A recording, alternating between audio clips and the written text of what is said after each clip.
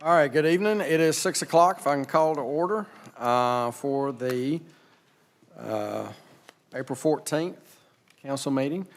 And first thing to do, Pastor John Dees, call you up for the invocation, sir.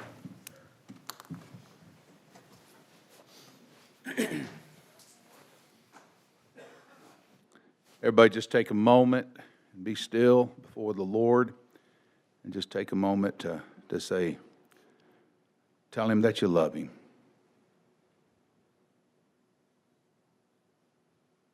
And if there's anything between you and your Heavenly Father right now, just take some time to confess it and give it to him.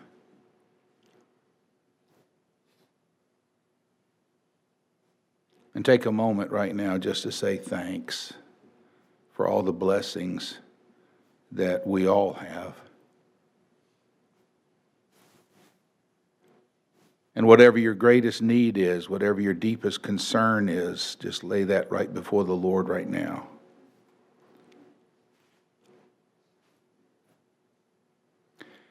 And we do thank you, Lord, so much for the opportunity to meet together as a city council, to honor people that are deserving, and Father, to help oversee this group of citizen servants. Father, thank you for them. Pray that you give them great wisdom and leadership on knowing what to do and how to do it and when to do it and all those things that they are faced with. Lord, your blessings upon this community are extreme, and we can't say thanks enough for all that you've done for us. It's a special week as we celebrate Easter, the resurrection of our Savior Jesus Christ, the King of Kings and the Lord of Lords. Thank you, Lord, for all your blessings, and again, direct this time tonight. We pray in the matchless name of Christ Jesus, our Lord. Amen. Amen. Thank you. Thanks, sir. And if I can, we just had some students before present to us. I think it is the fourth grade class from Heritage, Miss Merrill's class, that will lead us in the Pledge of Allegiance. So if y'all want to come forward, come to the podium here. We will follow your lead. You may just have to bend that mic down to you, whoever wants to be the starter. Yep. Okay. I pledge allegiance to the flag of the United States of America and to the republic for which it stands, one nation, under God, indivisible, with liberty and justice for all. Thank y'all. Thank you. Appreciate it. Okay, can I get the roll call, please? Mayor Finley. Here. Councilmember Wroblewski. Councilmember Spears. Here. Councilmember Powell. Here. Councilmember Shaw. Councilmember Bartlett. Here. Councilmember Denzine. Here. Council President Seifert. I am here. And so it looks like we've got a quorum. Do you want to just let everybody know Councilmember Wroblewski is actually in Atlanta right now, getting ready to welcome her first grandbaby. So she is certainly where that priority needs to be. And then Councilman Shaw is probably coming in on two wheels here in a minute. Apparently there's a little bit of traffic between wherever he is and here. So rolling on to the next one, amendments to the agenda. No amendments. I've got one. I'd like to walk on a resolution to donate $2,500 to the Madison County Special Olympics, and doing that in partnership right now with Madison County Commission and potentially Huntsville City Council, but I'm waiting on a text. So, and that'll be funded out of council special projects. Would you like that under your line item? If you don't mind, please. 10A. Okay. Did anyone have anything else? No? All right. With that, we're going to go approval of the minutes. First up is the March 24th regular meeting. Move to approve. Second.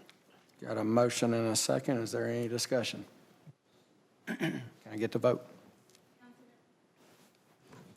Councilmember Powell. Aye. Councilmember Spears. Aye. Council President Seifert. Aye.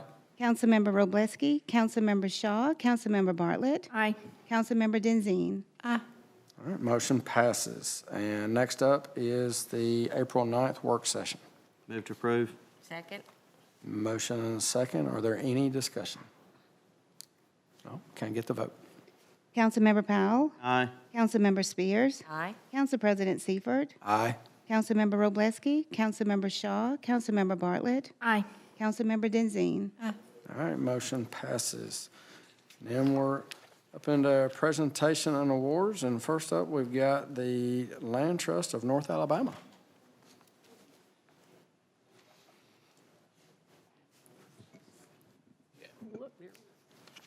Good evening. Good evening.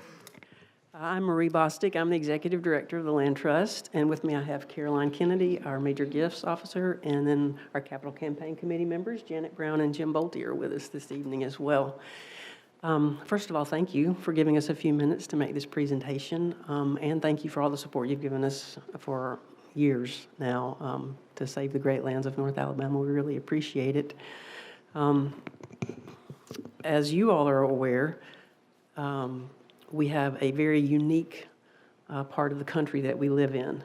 We are actually the fourth most biodiverse state in the country. A lot of people aren't aware of that, just how special this place we call home is. And that really gets to the heart of what we're going to present tonight. We have a very exciting project that we're going to be sharing with y'all this evening. And it's really all about raising the awareness of just how special this part of the world is and what we need to be doing as communities across this region to protect it and conserve it and raise that awareness. Because as you could see, we were also the second state in most species lost. And as we continue to grow, it only becomes more and more important to save what we have and not lose this natural essence of what we call home. So our mission is to conserve property first and foremost, and then find ways to connect and engage the community with that natural environment through education and recreation opportunities. We currently have 10,000 acres throughout the region that we've conserved. You want to go ahead and, yeah. We have 10 public nature preserves that are open to the public. Obviously, Rainbow Mountain, we manage for the city of Madison, and we love Rainbow Mountain. It's one of our most unique. I love geology, so from a geology standpoint, it makes my heart happy. And we also partner with y'all on Bradford Creek Greenway, whereas we own some of that land, and then we gave y'all an easement, so it's been a really great partnership. So again, it's getting people out onto those properties for trails and birding opportunities and disc golf and mountain biking and just whatever they want to do to find their place in the outdoors. 100 miles of trails. We have over 200,000 people visiting our preserves. This last year, we had over 8,900 people in our educational programming, literally going from 500 5 years ago to 8,900 last year. And the bad part about all that is we're not meeting the demand. We're still turning people away. We're still turning schools away from programming. All of our programming is free. And so we have a kind of a unique niche where we're able to open doors for a lot of people that normally wouldn't get outside and experience the nature that we have around us, which brings us to the project, the Nature Discovery Center, which is a capital campaign that we've started. And I'm going to let Caroline kind of go through some of the details of what that looks like and where we are in that process. Thank you. Again, thank you guys so much for everything that you do for the Land Trust already. We really value the partnership that we have with all of our local governments. And as Marie said, I hope you can see what the scope of our work is and what we do for all the residents of Madison County. And so at this point, our organization has reached a time where we really need to have a touch point with the public because we do so much. We are serving these lands, increasing access to nature, but we still are, like Marie said, we're still unable to reach as many people as are wanting to come to our programs and come to our trails and learn about what the Land Trust does. And a big component of that is just space, its capacity. We don't have that. So the time has come for the Land Trust to have its own home. We want to have a building. So we are going to combine an administrative wing with an educational exhibit, and we are going to build a nature discovery center that will be situated in Madison County for all the residents. Anyone who visits or lives in the driving distance can come to the Nature Center. 2 or 3 years ago, we were gifted 156 acres of land just over Chapman Mountain. It's now the Trailhead neighborhood development, if anybody's been out that way. And so that area is really starting to develop, and we have 156 acres preserved right there. And there's currently, it's called the Hickory Cove Nature Preserve, and there's currently a trail there. So you can go ahead and go out and enjoy that land now. And on that land, there's a small parking lot and a cul-de-sac, and there will be that's where we're going to build the nature center. And here's a rendering that we've received most recently from our architect of what the building will look like. So again, the purpose of this building is to be a home for the land trust, which our staff has now grown to 18 employees that manage access and outdoor recreation programming and education for all of our green spaces. And then we also want to provide an educational experience for people to come in and learn more about the environment that we live right here locally in. So here's a couple of other close-ups I'm going to quickly go through. This is what we're calling the Gateway to Greenway. So if you didn't want to come inside the Nature Center building, you can just scoot right through this archway and get on the trails that are out back. This is on the back side of the building. There will be an open-air bird blind as well as a covered bird blind. This is inside the covered bird blind area. And then here's a floor plan, so you can get a overhead look of what the building will feature. So we've got the administrative wing kind of out to your left, and then the center part is a entry area, guest services, where folks can come in and learn about outdoor recreation. Everything the Land Trust does, they can get maps, they can find out where to go hiking and how to connect with the outdoors. And then over to your right, that will be an exhibit area that will feature all, like it'll be an education and interactive exhibit that features flora and fauna just of here in North Alabama. So that's one of the things I'm most excited about in this facility is that not only are we promoting science education, but we're promoting specific freshwater fish, plants, animals, things that you will see in your own backyards, and when you go get on our trails, it's hyper-local science that we are designing this building to show folks. And right over to the far right, that is going to be an education area. That's going to be transformational for our organization. As Marie said, we are constantly turning people away from our education programs just due to capacity. We just simply cannot have as many people as want to come to our events. And so this will be a transformative feature for us to be able to host this many folks in our building. So here's a view of what the exhibit area will look like inside. There's a couple more. So it's not huge, but it's adequate. It's exactly what we need. It's just to be able to bring nature to life so that we can bring school groups in, we can have visitors all during the open hours of the building to come through and connect with what's going on outside, learn more about it, and then they can walk right out the back door of this building and get on a trail right on that property and see the things that they have just learned about. Another view there. And I just want to point out, this was one of the coolest things I think that we have planned in our exhibit area. Do you see the feature there that looks like a waterfall? That's not going to have actual water. It's going to be created with LED lights, and so it will simulate water with lights. So I just think that's really neat and speaks to the high-tech features that are going into this space. So right now, we received this land a couple of years ago, and we began a quiet round of fundraising, and that's currently where we are with this project. We anticipate a groundbreaking in January of 2027, so that's less than 2 years away, and we hope to have 80% of our funds raised by that time. We currently have about 55% of the funds raised, so we've got a lot of momentum right now that we're excited about for this project. And there's our numbers updated as of today with all of our latest receipts. So we have received over $8 million for this project with a little over $3.1 million accounting for the land donation. So just in cash pledges and receipts, we have over $5 million towards the project. So again, we just wanted to kind of introduce you to what we're up to. And we will, obviously, we're in the fundraising stage, so you'll see us again. So we wanted to make sure you knew what we were doing, and we hope that we can garner your support as y'all begin y'all's process of going through the budget cycle, and we'll be back in touch, giving you more information about, what we would, how we would like to partner with y'all to help us make this come to reality. And again, just thank you for your time, and answer any questions you might have at this point. No questions, but thank you all so much. Thank you for that presentation. Okay.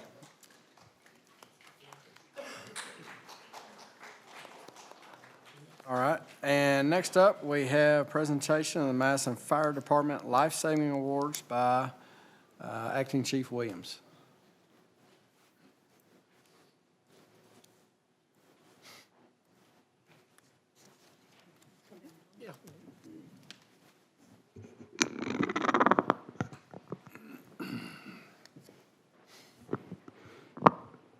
Good evening. We have two separate Life Save Awards that we're going to give out tonight. One is for a call that happened in May 2024.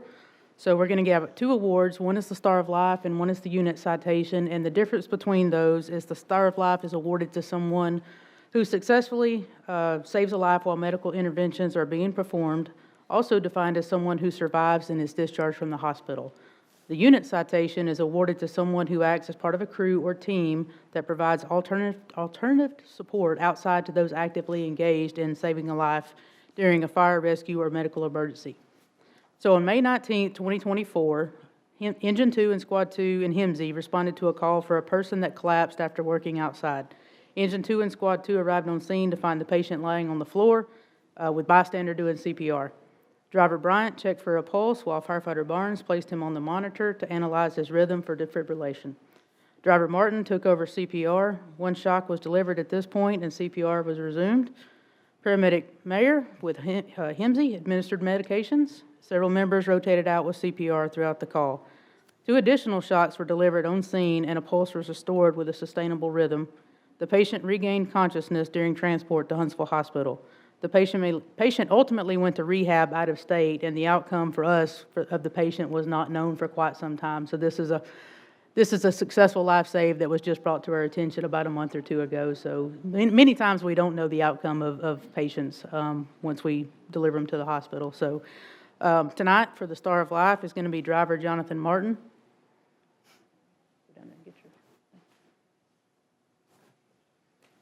And driver Bryant Smith.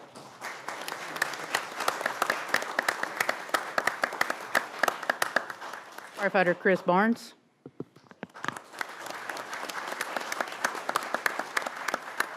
And not present tonight is HIMSI paramedic Cade Mayer. And for Unit Citation is Captain Ryan Gentry.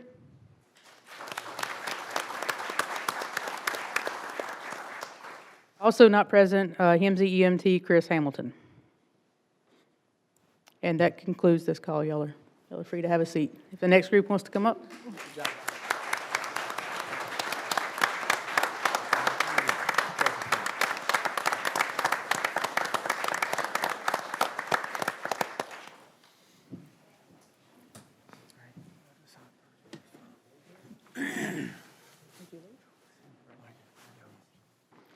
On February 13, 2025, Squad 2, Engine 2, and HIMSI responded to a possible cardiac arrest. Squad 2 arrived on scene to find a bystander performing CPR. Firefighter Johnson and Firefighter Mink took over CPR. Firefighter Hope arrived and took over managing the airway. The patient was placed on the monitor and one shock was delivered. Several members rotated out with CPR, and numerous rounds of epi were administered by Captain Gentry, Firefighter Johnson, Firefighter Mink, and HIMSI AMT Short. The patient was shocked again on scene and a pulse was restored. Firefighter Mink and Firefighter Johnson rode in with HIMSI. A pulse was lost during transport and he was shocked 2 more times. A pulse was restored prior to arriving at the hospital and the patient was released from the hospital with no deficits. So receiving the Star of Life is Captain Ryan Gentry.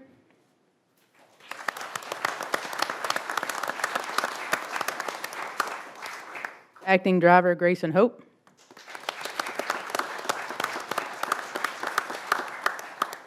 Firefighter Jeremiah Johnson. Firefighter Daniel Mink. HIMSI AEMT Short, Joshua Short. And for unit citation is Hemsey EMT Joseph Runyons.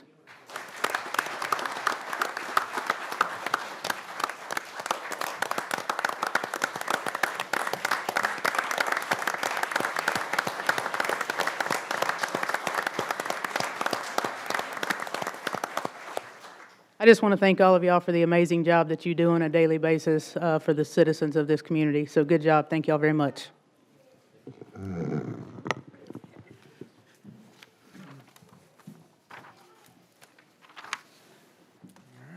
Thank you for that. And with that, we'll move next on the agenda is public comments. So at this point, I've got a couple of folks here that signed up already, but just ask, as folks, as you do approach the lectern here, give us your name, address if you're comfortable, otherwise your district for the record, and you have 3 minutes. So I'll kind of let folks maybe vacate out a little bit, but the first one I have is a Lee Lindgren. Sir, come on up.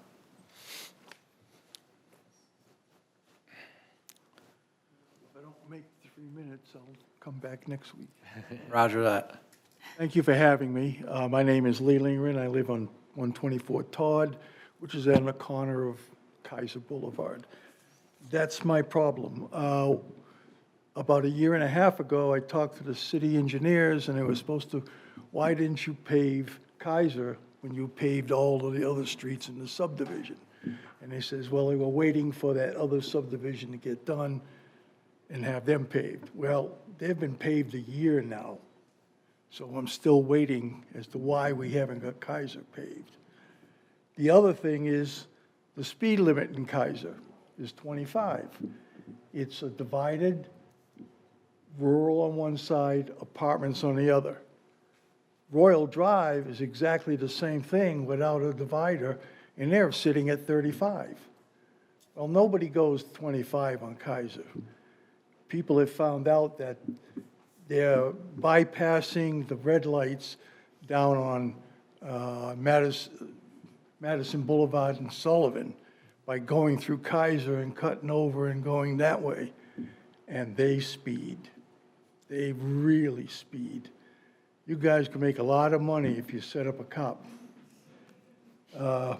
I've even sped, but statute of limitations have run out on me. Also, when the subdivision was put in, they had signified to you that they would put in a walking trail. They have not. Still waiting for it.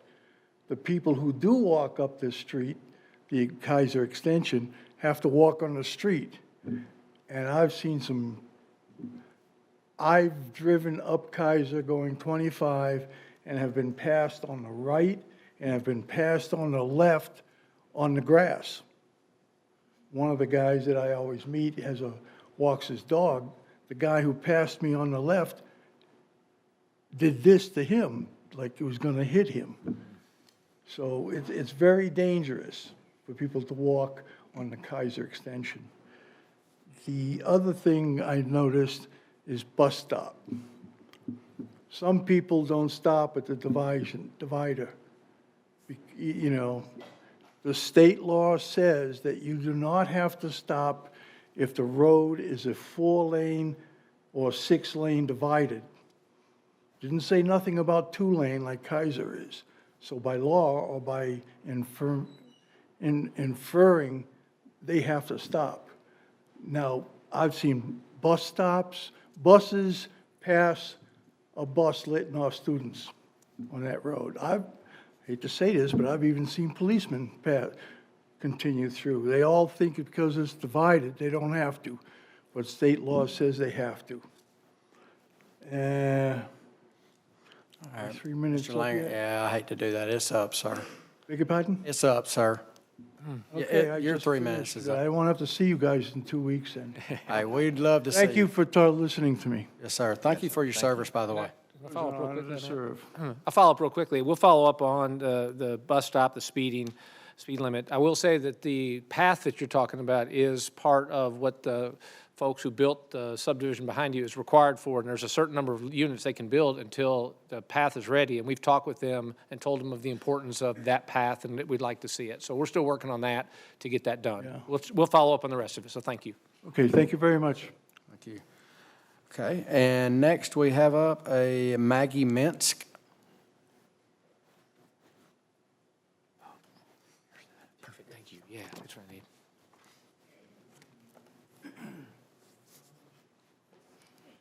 Hello. Good evening. My name is Maggie Minsk. Nice to see you guys. I reside here in Madison. I'm at 217 Grantham Circle. I'm in District 5. I'm a former high school teacher. I'm a current mental health therapist professional, and a mother of 3 incredible children, all of whom are part of the LGBTQ+ community. 2 of them attend James Clemens right now, and they're scared. I'm here tonight to express deep concern over House Bills 467, 244, and Senate Bill 79.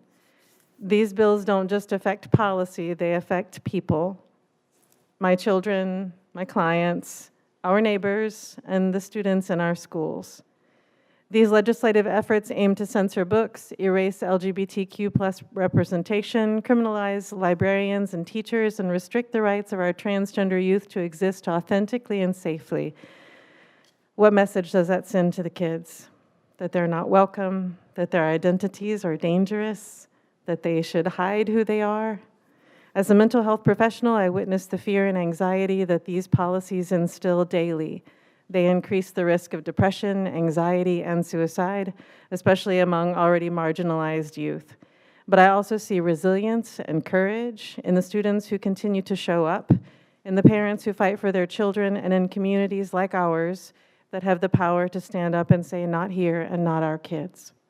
I urge the council to take some decisive action and follow the example set by Worcester, Massachusetts, which recently declared itself a sanctuary city for transgender and gender diverse individuals. The resolution commits to protecting the rights of these communities and refusing to cooperate with any efforts to infringe upon them. Let's make Madison a sanctuary city. That's my hope. A place where all residents, regardless of their gender identity or sexual orientation, are safe, seen, and supported.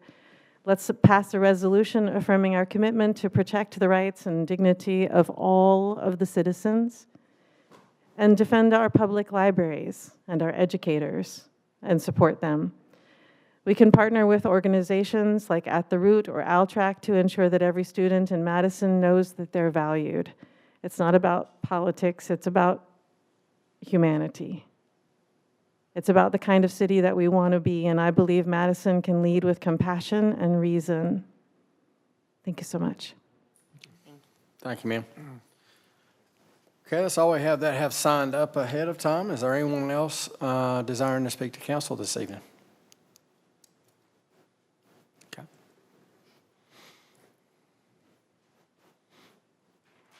Oh, dropped one. I know I don't need it. In the agenda, they fall apart. I see them in the minutes.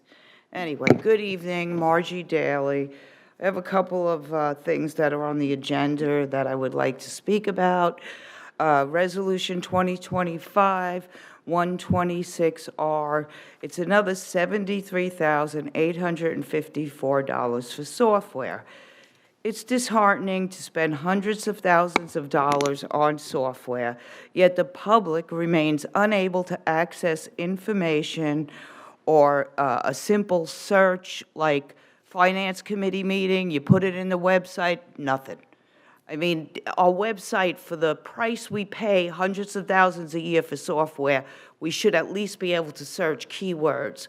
You put in you know, the lighting company, Noresco, the acronym, nothing. You know, we have contracts. There should be no reason the search doesn't give us this stuff. We pay enough.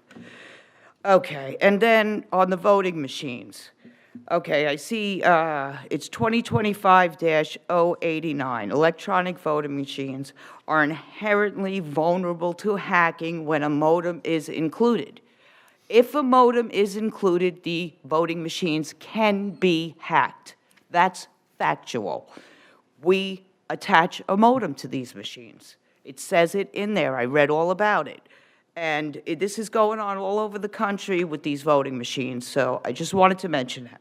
The next thing is the engineering department. I understand our engineering department comprises 12 employees. Tonight on the agenda, we have 2025-108R. A consultant is being paid $160,000, $160,240. Now, I believe that's APAC. And if you look at APAC's website, I can show you, it says page not found. So we're going to give money, I'm sorry, APAC is the $624,000 one from the engineering department. The 161 is a different contract. It's a 2025-101 is a change order. It's Miller and Miller. I guess that's just normal. Let's throw them another $57,000. So I don't understand this significant amount of $624,358.89 to a company that their website page cannot be found. I mean, I would think any one of you should at least look up the contracts we're signing here. You know, it's very disheartening. It's also disheartening that this electronic voting machine is an ordinance. Now, we used to have ordinances and be able to speak on them, the first reading and the second reading, but that was taken out when I think it was Council President Bartlett was in charge. She took away our speech time. So, just for the record, I wanted to get that electronic voting machines on there with the modem attached. Thank you. All right. Anyone else wanting to address council this evening?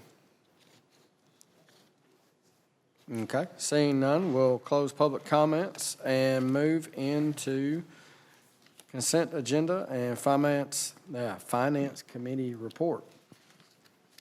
The Finance Committee has reviewed the regular and periodic bills, and we are also on the consent agenda authorizing the renewal of a joint purchasing agreement with Madison County Commission to purchase gravel and aggregate stone from Vulcan Construction Materials.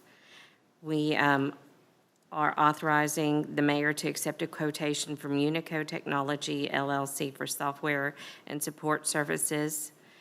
And we are accepting a donation from Jay McCormick for the Madison Senior Center Stained Glass Program.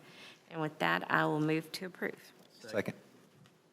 All right, we have a motion in 2 seconds. I give that one to Councilman Powell since he was here on time. I'll go to the corner. All right, any discussion on that? I was wondering what the Unico technology software exactly was for. It didn't have anything in our addendum part. So what is that exactly covering? Okay, the IT department. Megan's got it. Oh, Megan's got it, okay. Well, Chris has got it there in the back, Chris is either back in the one. back. There you go. Jump ball. What do y'all? It's like grabbing a second right there. He did. I just looked in the packet, sorry, I didn't see it. Send it to you tomorrow. Okay. Well, just give us a kind of an overview of what we're spending $73,000 on. Oh, now you're asking me to do tricks. It's cybersecurity. Yeah, it's for security services. That's when I didn't want to go into too much detail about it. Okay. And I can talk I mean, about it tomorrow. well, that's fine, but I mean, it really was very vague on here, and I just, It is purposefully, because it's for cybersecurity, and so he's trying not to tell too much. But part of what you have to do to spend money is to keep the city safe, and it continues to be a cost to the city that is well worth it. But that's what that is. not arguing that it's not worth it, sorry I did not get the email. And I can talk to you more about it tomorrow. Yeah, thanks for bringing it up. I'm just curious, could y'all hear him through the mic? Everything looks like it's on here. I need some IT help. They don't say it's muted. Test, 1, There you 2. go. You Test, just gotta test. talk into it, man. It's falling down, I'm sorry. It's like There you go. karaoke, dude. There you go. Come on. It's working now. All right, thank you. Okay, any further discussion? Can I get the vote, please?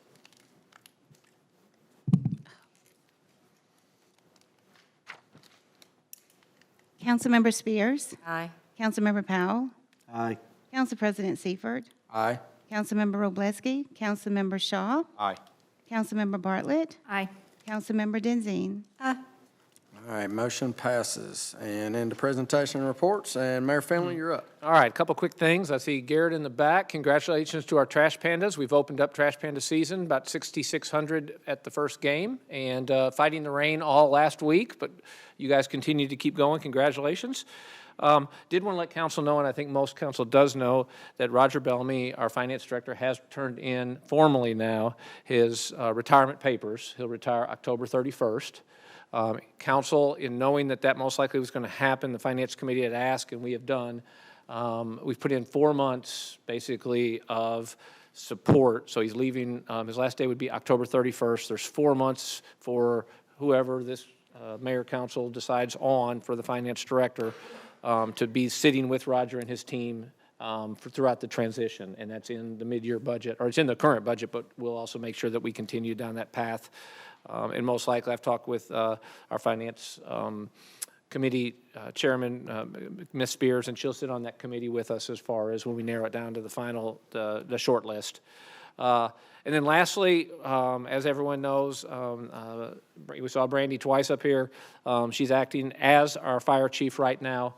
I've talked, council has talked with me about moving forward, and do we do it now? Do we wait until the next mayor council? I want to let council know that in working with Brandy when she first came in, we talked about game plan. We talked about what we could expect differently or the same, and what would she need financially to make that happen. As importantly, I felt it was critical that we make sure that we talk to the leadership within the fire department, because it's no secret that at times the fire department has a lot of opinion, a lot of time to have opinion. They haven't had a lot of time lately because they're making a bunch of calls. But in talking with them about what they'd like to see, we both listened. The plan that we've put together directly correlates with what that they, in most instances, were looking for. And with that said, I feel comfortable now, and I've talked with a couple of you guys, that I'd like to request as mayor the ability to work with Brandy to move forward and find out negotiate for a full-time contract for her to be our full-time fire chief. To do that, I'd probably need to work with HR. It'll take at least 2 or 3 weeks, and then the paperwork, we'd be shooting for the 5/12 meeting to, if everything works out as we hope, to bring that to council for a vote to make her the permanent fire chief. And I wanted to throw that at you guys, and then in turn let you have an open discussion. If we're just moving forward to try to make that happen, but that's where we feel like we are. I have a lot of confidence in going forward. And part of what we talked about was working together as a leadership team and the fire department itself to come together. One of the best things that they can do is help us make others welcome. Staffing is critical right now. We are absolutely up against every municipality, every Huntsville fire, if the airport needs fire, the arsenal, and it's critical that we have an atmosphere of partnership and success. And I think I have a confidence that we will get that. What I do believe here at the end is, as we know, there's 4 positions that serve at the pleasure of the mayor, of the council: fire chief, police chief, city attorney, and city clerk. I feel like at the end, when we get to November, we'll have a good idea if this has worked. And again, it's a renew. We've talked about it. We're every confidence that it will. And when it does, one of the things the fire department is looking to do, as Decatur has, is change to a 48-96 schedule. It has been proven throughout the course of other fire departments that that's something that they're looking at. It's better for them and the overall health of what they do. So with that said, I'll be quiet, but that's what I'm hoping to do, is give just a nod for us to look to go forward to see if everything can be brought to you by May 12th. May 12th. All right, cool. So, with that, I'll just kind of start. I know in January, when Mayor and I met with Brandy, as we put her in that acting role to do what she's done now, I fully second everything the Mayor's just said. What I've seen, the plans that she's laid in place, and the execution and actions following that plan. I think this is the right thing to do.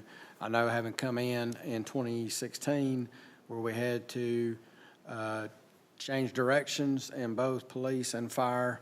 And I think in having something already there and letting this next council and mayor, administration, whoever that is, decide what they want to do, having something there already, in my opinion, I think is the best path forward. So that's just kind of where I stand. So open that up to anybody else for any comments y'all may have or may want to make later.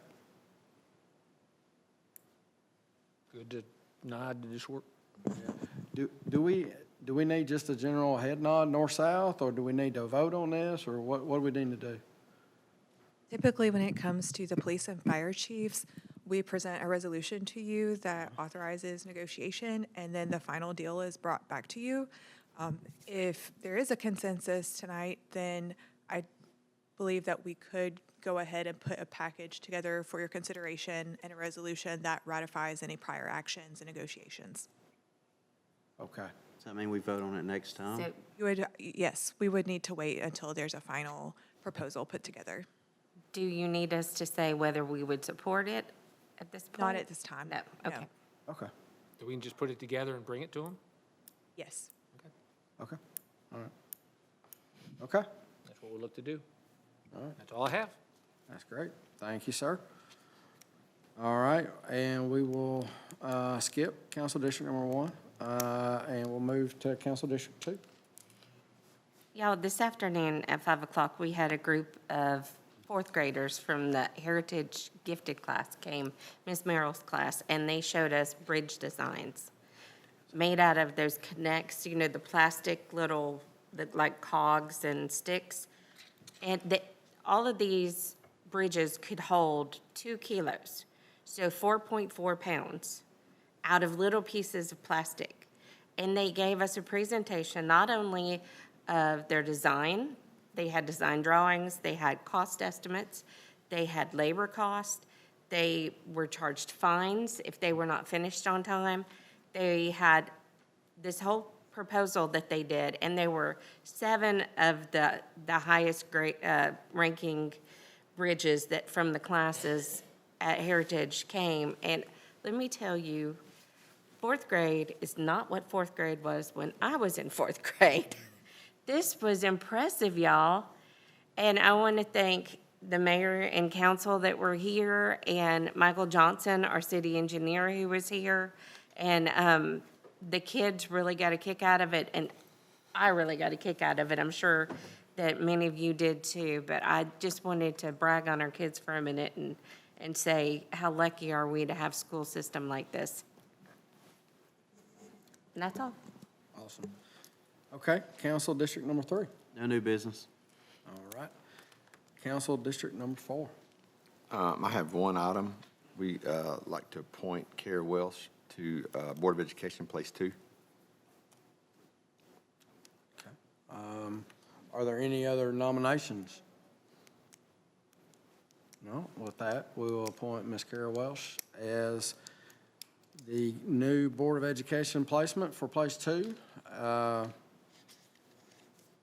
My congratulations, ma'am. We'll do that by consensus. My congratulations, and I'll say jokingly, my condolences too. No, thank you so much.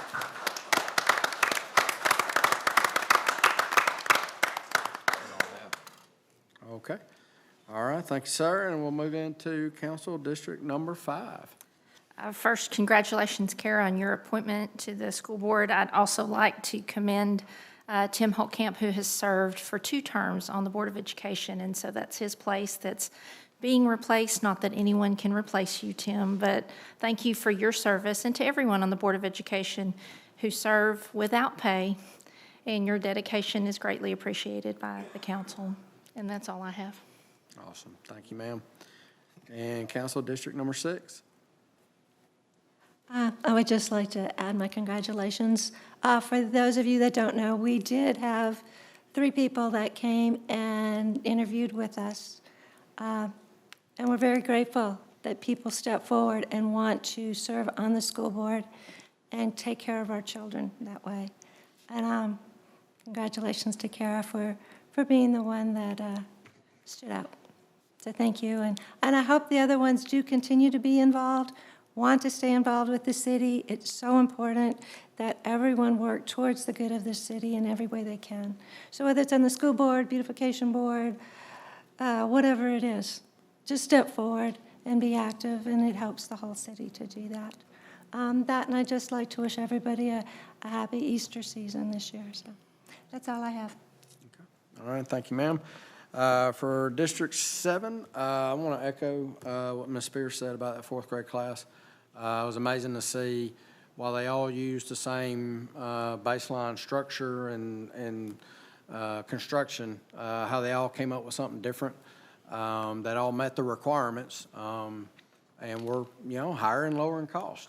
And I can also say some of them could probably come up here and explain why there's $57,453 for engineering as a change order, because sometimes things change. So, but it was really neat to see that. Neat to see, the teacher who came up with a, hey, there's an issue here, and how can you go about solving it? And just the ingenuity that some of the kids came up with. Thanks there. Thank you to you as well, Kara, for your willingness to serve. And thank you, Tim, for your time on the school board, all the work you've put into that. I know it'll be a little bittersweet, maybe that first meeting you won't be there. But thank you for your service. And then I wish the rest of y'all could dress like Travis over there. That's an awesome color combination there with the blue and orange. I appreciate you representing the those Tigers. So, but all that being said, no, thank you again, Ms. Kara, and thank you as well for those that did also apply that we interviewed. Amazing people that live in this city that are able to serve, and those stepping up, put their name out there. I appreciate that. And again, it's one of the most important jobs we have other than a budget, is to appoint someone for our school board. So anyone out there has the urge, please put your name in, because I guarantee you we will not nominate you if you do not apply. So thanks again. And with that, I'm going to, well, I guess I have something here. I'm just rambling off. So I have a resolution here designating voting delegates for the Alabama League of Municipalities Convention. It's going to be held here May 13th through the 16th in 2025. So this year, I think that one has me as the primary, I think Councilmember Bartlett as secondary, and Councilmember Spears as tertiary. So I make that as a motion. Second. All right, I got a motion and a second. Was there any discussion on that? No? Can I get the vote, please? Councilmember Seifert, Aye. Councilmember Shaw, Aye. Councilmember Wroblewski, Councilmember Spears, Aye. Councilmember Powell, Aye. Councilmember Bartlett, Aye. Councilmember Denzine. All right, that motion passes. Thank you, guys. And with that, we're going to move into board. Didn't you have a walk-on? I did. Daggone. Thank y'all. Sure. Man, I'll tell you what. Forget my head if it wasn't screwed on. I have a walk-on resolution. I don't remember the number. 2025-131R. All right, what you said. Motion is to donate $2,500 to the Madison County Special Olympics. Currently, I don't know if everybody knows, but currently right now they've got about, or at least had maybe, a $10,000 shortfall for the Special Olympics that'll be hosted tomorrow at Milton Frank Stadium in Huntsville. But we have, at the suggestion of Ms. Bartlett, we worked across governmental agencies. Right now, we have dedication from Madison County Commission, so many thanks to Chairman McCutcheon and the commissioners there for a donation as well of $2,500.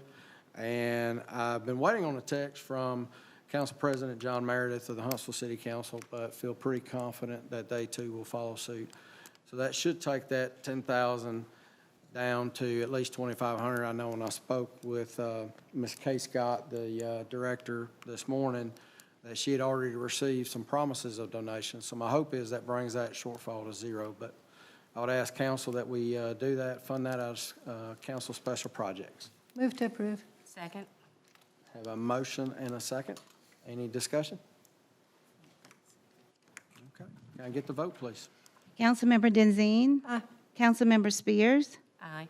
Council President Seifert. Aye. Councilmember Wroblewski, Councilmember Powell, Aye. Councilmember Shaw, Aye.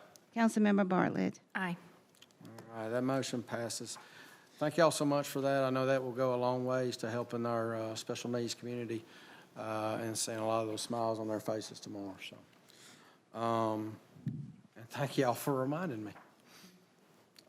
Now, we will move into board and committee appointments.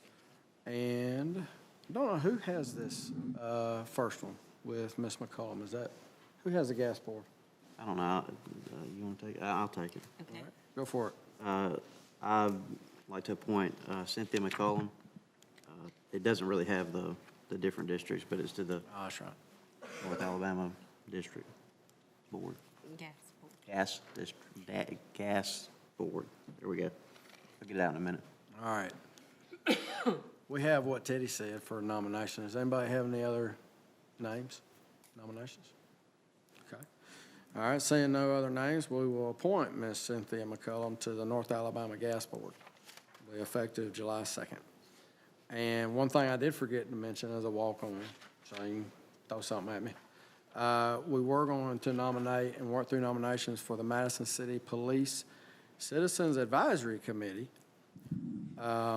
And we have, let's say, 5 nominations, I believe, for tonight, for that committee. And I think the chief has one that a Miss Deepa and Anathra Herman. Does anybody have any other nominations for the chief's position, I think? Well, he's Chief, the only one that can you nominate. get it. Listen to the man with the gun. All right, so we will put Ms. Deepa there. And for District 1, Councilmember Wroblewski has a Mr. Pat Friel as her nomination. Okay? And then District 3, who are you? Billy Goodson. All right, Billy Goodson. And District 4? That's Greg Williams. Okay, Greg Williams. And District 5? Dr. Yi-King Bao. Okay. All right. Are there any other nominations for tonight for that committee? Okay. All right, well, we will put all of them in those positions based on consensus. All right. Okay, now we move into public hearings. And we've got a few tonight, or a couple.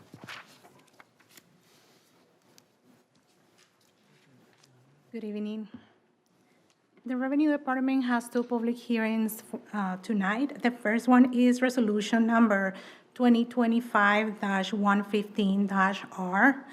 This is a request for a restaurant retail liquor license from DBMC Restaurants of Huntsville-TM AL LLC, doing business as Walk-On Sport Bistro for their location at 121 Outfield Drive. The reason that this business is applying for a liquor license at this time is because it's a new business in the city of Madison, and everything is in order for this item to be considered. Okay. All right, thank you, ma'am. We will open the public hearing. Is there anyone here wishing to address this item?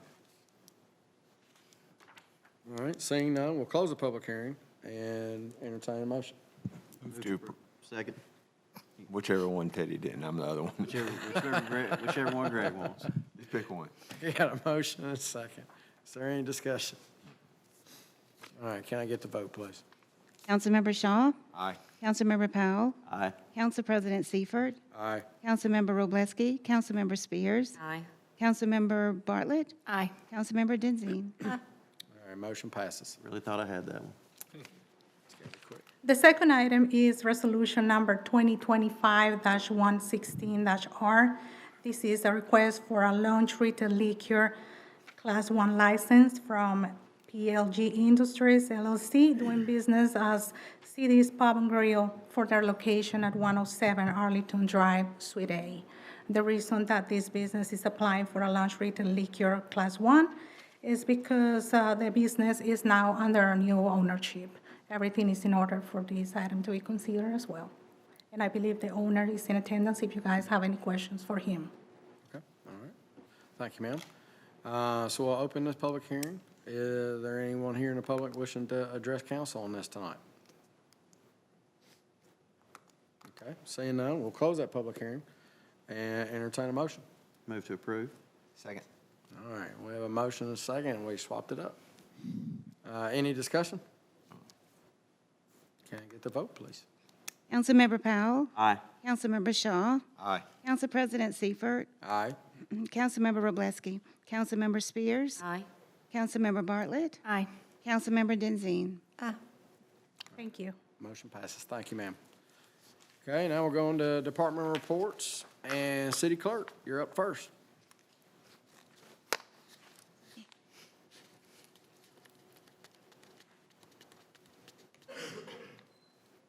Good evening. This is the second reading for proposed ordinance 2025-089, establishing the use of electronic vote counting devices for the 2025 general municipal election. Move to approve. Second. Got a motion and a second.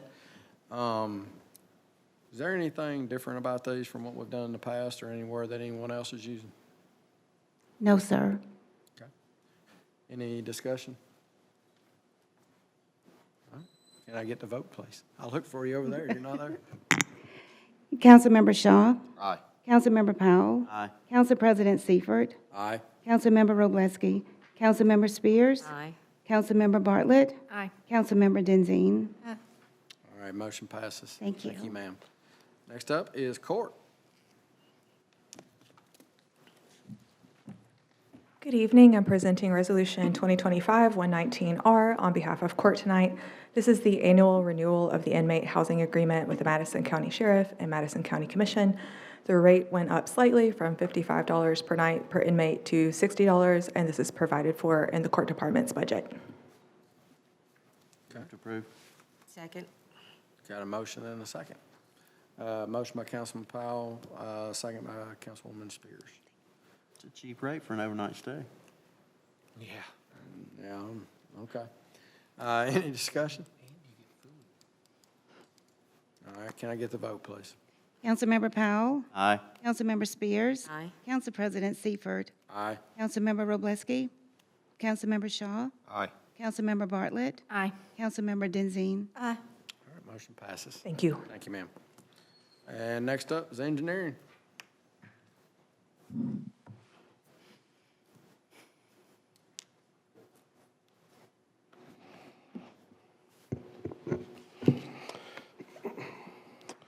Okay, first I have resolution number 2025-099R.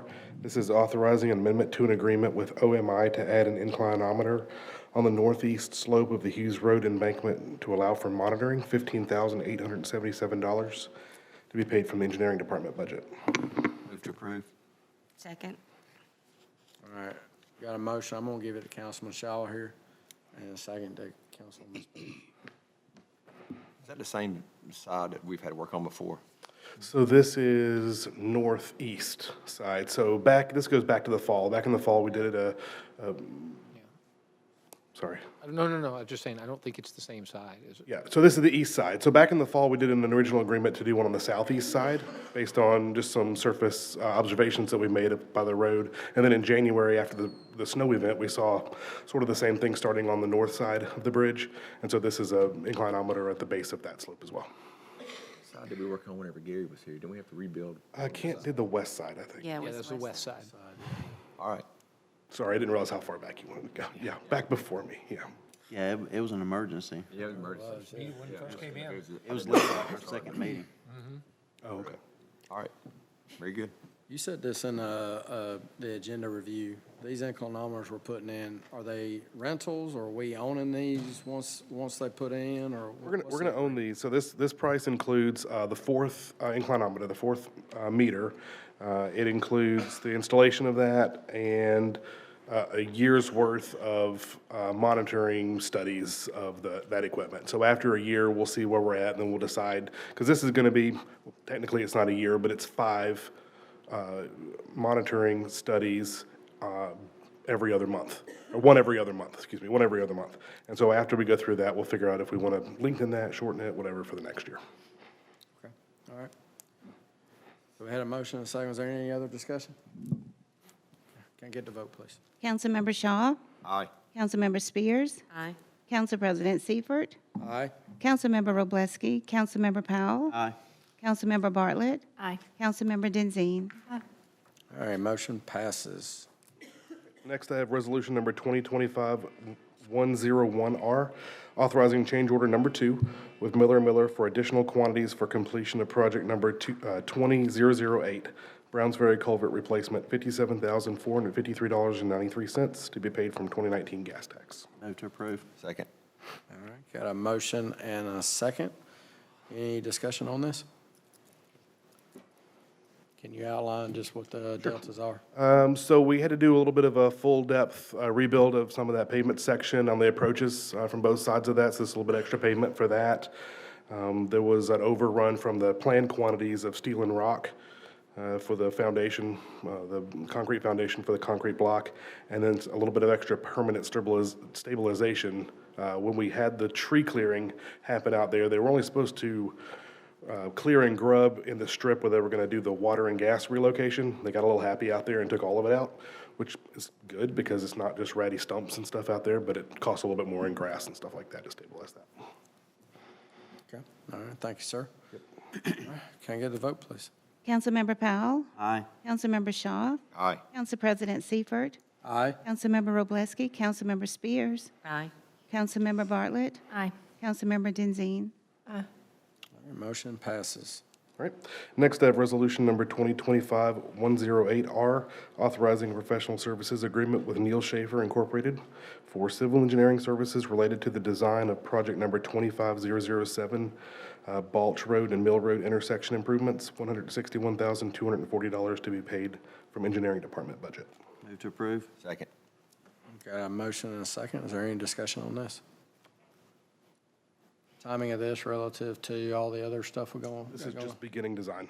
Okay. This is just getting started. It's laid out, it's broken down in the packet there, what, kind of each of the phases are for this. I got you. All right, cool. Can I get the vote? Councilmember Powell, Aye. Councilmember Shaw, Aye. Council President Seifert, Aye. Councilmember Wroblewski, Councilmember Spears, Aye. Councilmember Bartlett, Aye. Councilmember Denzine. All right, motion passes. Next, I have resolution number 2025-113R, acceptance of Barnett's Crossing Phase 3A into the City of Madison Maintenance Program. Move to approve. Second. All right, got a motion and a second. Any discussion? Got everything you need? Yes, sir. All right. Can I get the vote, please? Councilmember Powell, Aye. Councilmember Spears, Aye. Council President Seifert, Aye. Councilmember Wroblewski, Councilmember Shaw, Aye. Councilmember Bartlett, Aye. Councilmember Denzine. Motion passes.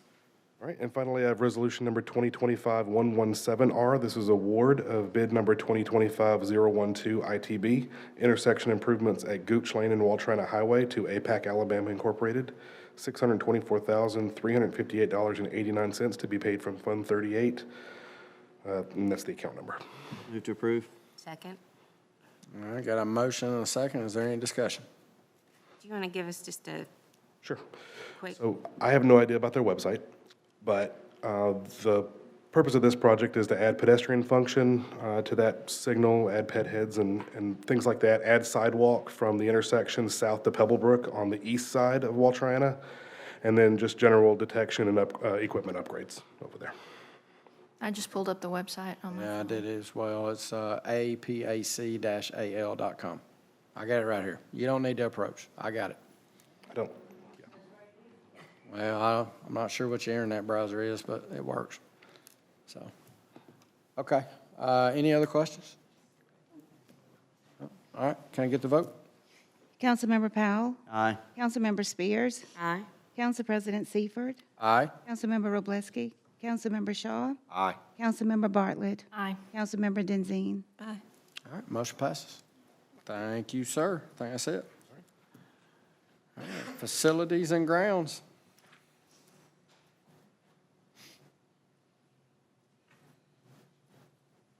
Facilities and Grounds Department has one item for your consideration tonight, Resolution 2025-57R, award of bid number 2025-011 ITB site work for the Celtic Drive training to Miller and Miller Incorporated for $201,820 to be paid from Fund 38 Celtic Drive Training Complex.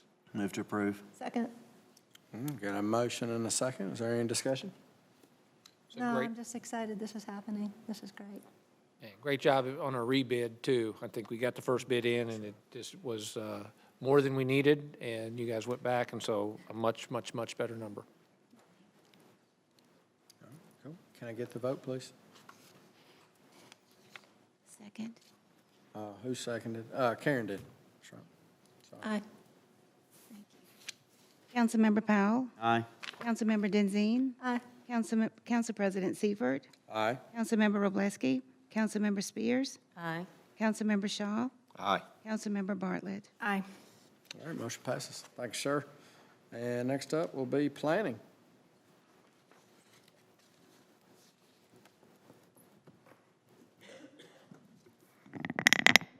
Good evening. The first item is proposed ordinance number 2025-87, and this is a request to vacate a portion of an easement, a utility and drainage easement in the rear yard at 16 Autumn Ash Drive, and this is so they can do some improvements. There'll be still some easement remaining for, conveyance of drainage water and so forth. Everybody is signed off, and we're recommending you approve this. Move to approve. Second. I have a motion and a second. Is there any discussion? Can I get the vote? Councilmember Powell. Aye. Councilmember Spears. Aye. Council President Seifert. Aye. Councilmember Wroblewski. Councilmember Shaw. Aye. Councilmember Bartlett. Aye. Councilmember Denzine. Aye. All right, motion passes. Thank you. The next item is proposed ordinance number 2025-100. This is also for vacation of utility and drainage easement. This one is at 129 Cary Drive. This is just a first reading, but as you can see from the exhibit there, this is also to facilitate doing some improvements in their backyard, and we'll be back at your next meeting asking for you to take action on this. Okay. Thank you. The third item is resolution number 2025-103-R. This is a request to set a public hearing for a rezoning. You can see the property there. It's got the words proposed B3 over it. This is in the Target Shopping Center. This is just west of Phil Sandoval's. There is a drive-through coffee shop proposed on this particular area. The current zoning doesn't allow for drive-throughs, so we're just requesting a change to B3 zoning. You may recall a couple of years ago you did this for Panera, and you can see the Panera site is B3 there. So we're requesting that this public hearing be set for May 27th. Move to approve. Second. Got a motion and a second. Is there any discussion on this? I don't know if you said it, but it came before Planning Commission, no issues. Correct. Thank you. Yes. Can I get the vote? Councilmember Powell. Aye. Councilmember Shaw. Aye. Council President Seifert. Aye. Councilmember Wroblewski. Councilmember Spears. Aye. Councilmember Bartlett. Aye. Councilmember Denzine. Aye. All right, motion passes. Next item is resolution number 2025-105-R. This is also a request to set a public hearing. This is for a 2.89 acre property at the southwest corner of Lanier Road and Celtic Drive. This is across from the lumber yard. This property is currently zoned industrial, and the request is to rezone it to B1. B1 is a neighborhood commercial zoning, and that's the zoning that we have in the downtown area. This did go to the Planning Commission. The Planning Commission is supporting it, as is staff. The next two items on your agenda are related to this request, and we'll go through each in turn. But again, we are asking for you to set a public hearing for May 27th for this item. Move to approve. Second. I got a motion and a second. And a half. Yeah. I'm doing all the work, just. You're gonna wrestle over it. Yeah, I'm telling you. These guys will wake up eventually. Yeoman's job. I know. All right. Motion and a second. Any discussion? Can't get the vote. Councilmember Powell. Aye. Councilmember Spears. Aye. Council President Seifert. Aye. Councilmember Wroblewski. Councilmember Shaw. Aye. Councilmember Bartlett. Aye. Councilmember Denzine. Aye. All right, right, motion passes. Thank you. Next item is resolution number 2025-107-R, also a request to set a public hearing. This is a request to vacate a portion of right-of-way on Shorter Street, specifically the north side of Shorter Street. You can see that rectangle there on the north side. The following request is related to this property as well. This right-of-way was given to the city by the school district when we punched Shorter Street through as part of the Journey Middle School infrastructure improvements. It was a remnant piece of property. So it was given to the city. It is in excess of what we need, and so the property owner of the property to the north that we were just discussing asked if the city could vacate some of that to them so they could increase the size of their property. And so what we're asking is for us to vacate it. It would also ultimately be merged with the property to the north to make that lot a little bit larger for development. We're asking that you set the public hearing for this item for May 27th. Move to approve. Second. All right, got a motion and a second. Is there any discussion on this? Mary Beth, in that we are maintaining our, what I would think the remaining easement and right-of-way. Yeah. Do you want to put the exhibit back up, please? So what engineering requested was at least 60 feet of right-of-way, and that area exists from here to here. So this is the paved area, and then there's going to be excess area on either side. So it's sufficient. We're not vacating more than what engineering was recommending. Okay, all right. Okay, can I get the vote? Councilmember Powell. Aye. Councilmember Shaw. Aye. Council President Seifert. Aye. Councilmember Wroblewski. Councilmember Spears. Aye. Councilmember Bartlett. Aye. Councilmember Denzine. Aye. All right, motion passes. And the last planning item is resolution number 2025-109-R. This is also to set a public hearing, and this is for the .228 acres we were just discussing that as the subject of the vacation of the right-of-way. That property is currently Zone B3, as all of the school property to the south. And what we would be recommending is that property be rezoned to B1 to match the property to the north. And this public hearing would be set for May 27th. Move to approve. Second. Got a motion and a second. Is there any discussion? Can I get the vote? Councilmember Powell. Aye. Councilmember Shaw. Aye. Council President Seifert. Aye. Councilmember Wroblewski. Councilmember Spears. Aye. Councilmember Bartlett. Aye. Councilmember Denzine. Aye. All right, motion passes. Thank you. Thank you, ma'am. And next up is Teddy's favorite person, My favorite person. Parks and Recreation. Maybe y'all can help me out on this one. I got it. Good evening. I have Resolution 2025-120-R, authorizing contractor agreement with Milam Logging, Inc. for the cutting of dead and diseased trees located at the community center. As you know, probably heard from a bunch of people, we have a parking problem at the new community center. Since we've opened, we've had nearly 500 new senior center members. And if you want to see a parking problem, come there about 10 o'clock tomorrow morning. We have bingo. So this will help us start that project of adding additional parking on the southeast side of the property. Move to approve. I appreciate that, yeah. I'm gonna give the motion to Ms. Spears. Second. there. Second to Councilman Shaw. Let me box Teddy out. There you go. I just appreciate y'all doing All something right. every now and then. That matters. Got a motion and a second. Is there any discussion? How many parking spaces will be added? It'll be just under an acre. Michael, do you? About 40. Okay. All right. I heard 45 from planning, so. Okay. Here 50, do I hear 50? I know, right? Hey, what a great problem to have. I mean, you know, awesome. So, can I get a vote, please? Councilmember Spears. Aye. Councilmember Shaw. Aye. Council President Seifert. Aye. Councilmember Wroblewski. Councilmember Powell. Aye. Councilmember Bartlett. Aye. Councilmember Denzine. Aye. All right, motion passes. Thank you, sir. Any miscellaneous business and announcements? All right, anybody want to move for adjournment? So moved. All right, we are adjourned.